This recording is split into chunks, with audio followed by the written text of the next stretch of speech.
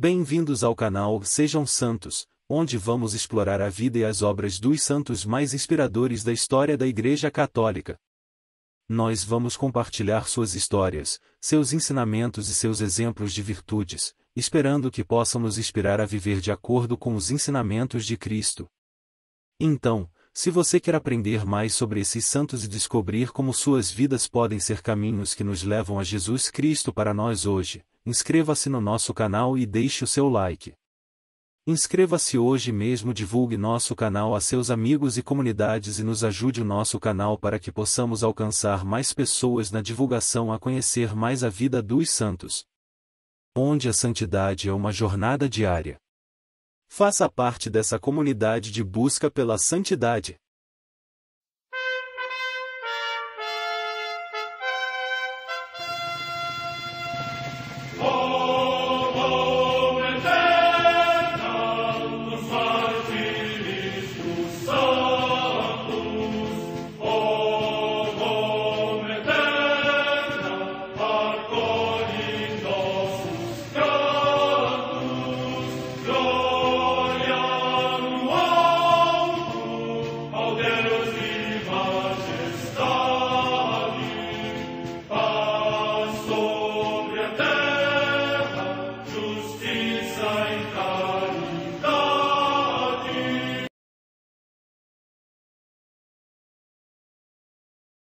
Ler a vida dos santos desperta em nós o desejo de seguir a Cristo.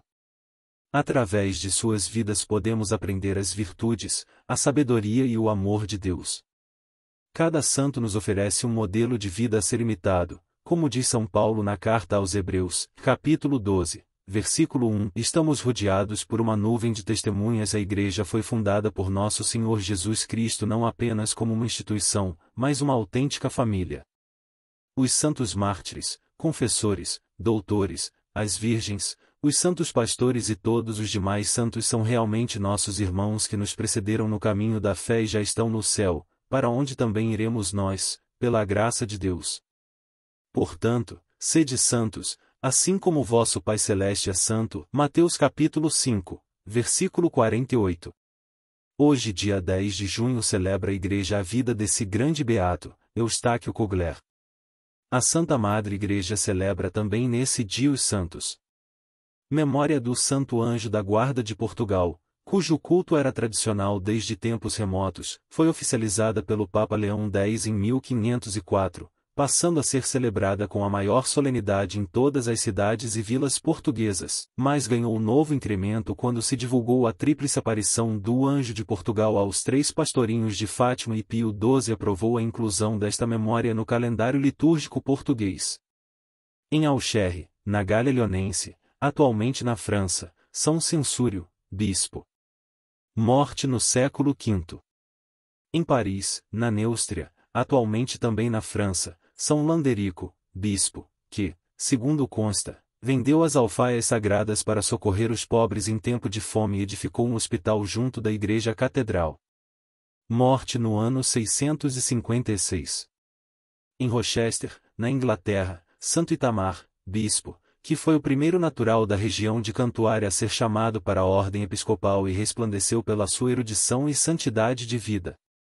Morte no ano 666. Em Dobrów, na Polônia, São Bogumilo, bispo de Gniezno, que, renunciando à sede episcopal, ali seguiu a vida eremítica em suprema austeridade. Morte no ano 1182. Em Bolonha, na Emília-Romanha, região da Itália, a beata Diana de Andaló, virgem, que, superando todas as oposições da família, na presença do próprio São Domingos fez o voto de vida claustral e ingressou no mosteiro de Santa Inês por ela fundado. Morte no ano 1236.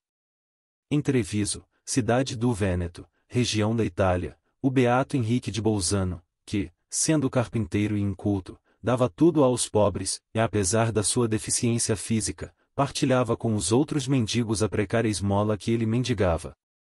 Morte no ano 1315. Em Budapeste, na Hungria, o passamento do beato João Dominici, bispo de Dubrovnik, que, depois da peste negra, restaurou a observância regular nos conventos da Ordem dos Pregadores na Itália e, enviado para a Boêmia e Hungria a fim de impugnar a pregação de João Hus, morreu nesta cidade. Morte no ano 1419. Em Londres, na Inglaterra, os beatos mártires Thomas Green, presbítero, e Walter Pierson, monge da cartucha desta cidade, que, por se oporem ao rei Henrique VIII na sua pretensão de assumir a suprema jurisdição sobre os direitos eclesiásticos, foram metidos num sórdido cárcere, onde, consumidos pela fome e a doença, encontraram a morte gloriosa. Morte no ano 1537. Em Moerzeke-Leistermonde, perto de Gand, na Bélgica, o beato Eduardo Pope, presbítero, que, apesar das adversidades do seu tempo, com os seus escritos e a sua pregação promoveu na Flandres a formação cristã e o culto da Eucaristia. Morte no ano 1924. Imitar em tudo o querido Redentor da casita de Nazaré, na simplicidade e na sobriedade. Eustáquio Kugler, irmão de S.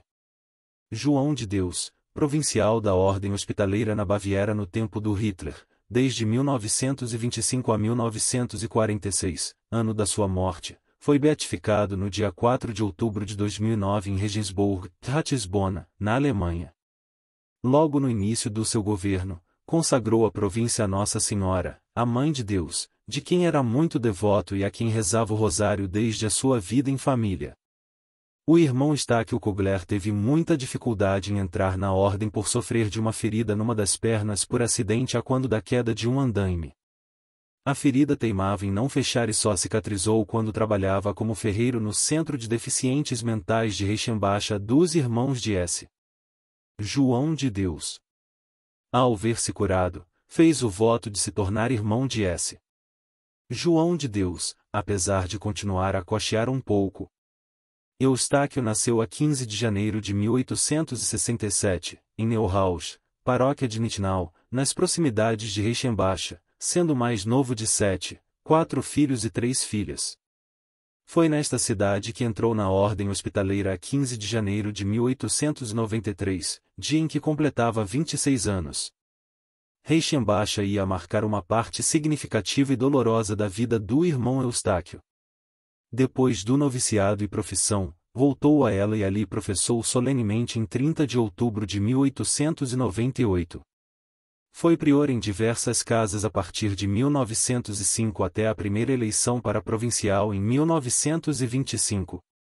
Construiu o grande Hospital Geral da Ordem em Regensburg, mais tarde sede da província, e o melhor da Baviera, inaugurado em 1929, onde há longos anos é venerado e invocado na capela dos seus restos mortais. O seu calvário na defesa dos valores da hospitalidade dos doentes assistidos começou com a ascensão de Hitler ao poder em 1933 e exigiu dele muita oração e fidelidade ao Senhor, patentes nos diários dos seus retiros. A euforia com o nazismo nos centros e hospitais da ordem arrastou muitos, e até irmãos, a abandonar os seus compromissos pela causa hitleriana. Sofreu durante anos os alvos persecutórios da Gestapo, polícia política do Hitler, extensivos a todas as ordens religiosas, à Igreja Católica e às suas posições antirracistas incompatíveis com os ideais nazis da purificação da raça pela esterilização dos deficientes e condenação à morte em campos de concentração. Todos os pretextos serviam, desde obter denúncia de alegados desmandos morais de irmãos, homossexualidade, à busca de documentos incriminatórios de arquivo.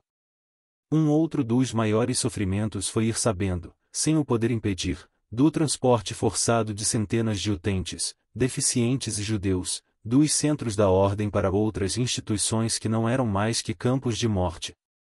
Ao todo, a ordem declarou, após a guerra, que das suas casas tinham sido arrebatados pela polícia cerca de 1.760 internados, deficientes psíquicos ou físicos, e que agora, acabada a guerra, não apareciam em parte nenhuma. Depois da guerra, no seu hospital sequestrado pelas tropas americanas, morria o beato, rodeado de irmãos e amigos no dia 10 de junho de 1946. Onde auria ele a força, confiança e misericordiosa hospitalidade nas provas que passou? Na oração e adoração a Jesus na Eucaristia e na entrega a Nossa Senhora a quem se devotou toda a sua vida. Beato Eustáquio Kugler, rogai por nós.